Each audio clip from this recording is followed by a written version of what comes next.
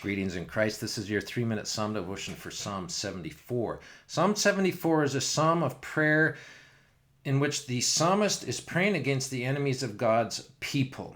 Okay, now there's a near fulfillment of what he's talking about. There are enemies of the Jews of the ancient times, and there's a far fulfillment in that we can pray this psalm too against our enemies. Okay, now you might be surprised at how many psalms come up where the subject matter is this clash between the enemies of God and God's people, and notice that the Psalms never talk about taking up arms against our enemies. It always speaks of ourselves, the people of God, as a poor and needy people. Help us, God.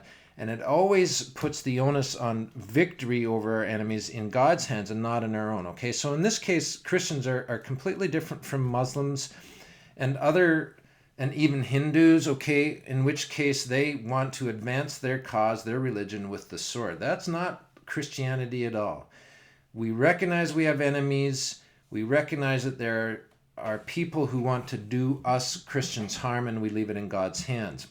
All right, so this is Psalm 75. It's a psalm of prayer, and it's prayed from the viewpoint of the pious saint who's alarmed at the enemies of God's people who do harm to the church, either to the church prior to Christ's coming or to the church after. Here's verse 1 through 3, Psalm 74. O God, why do you cast us off forever? Why does your anger smoke against the sheep of your pasture? Remember your congregation, which you have purchased of old, which you have redeemed to be the tribe of your heritage. Remember Mount Zion, where you have dwelt. Okay, Mount Zion being Jerusalem, which is now in waste.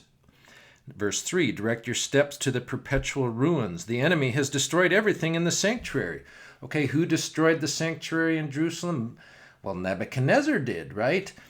But then, after Nebuchadnezzar, as for his empire fell to the Greeks, then the Greeks came and they did even worse damage to Jerusalem. And so there are hints of the Greek oppression of the Jews in this psalm. Skip over to verse 20. Have regard for the covenant, for the dark places of the land are full of the habitations of violence. Let not the downtrodden turn back in shame. Let the poor and needy praise your name. Arise, O God, defend your cause. Remember how the foolish scoff at you all the day. Do not forget the clamor of your foes, the uproar of those who rise against you, which goes up continually. All right, let us realize, even as American Christians, that we have strong enemies. Who have our strong enemies as Lutherans been in the past? Well, think of Luther's day, the Holy Roman Empire, which tried to snuff Luther out, who tried to use the secular state to kill him, right? He had a bounty on his head at one time. Our enemies have been the secular government. In Germany, the Germans government tried to force the Lutherans to do a liturgy that wasn't biblical. This is why the Missouri Synod was created. Even today in California, for example, we have secular government telling us how we should preach about gender issues, and then it had us closing our doors during COVID and so on. So we have enemies. It's not as bad as our saints and brothers and sisters in Christ in other countries, but it's getting worse.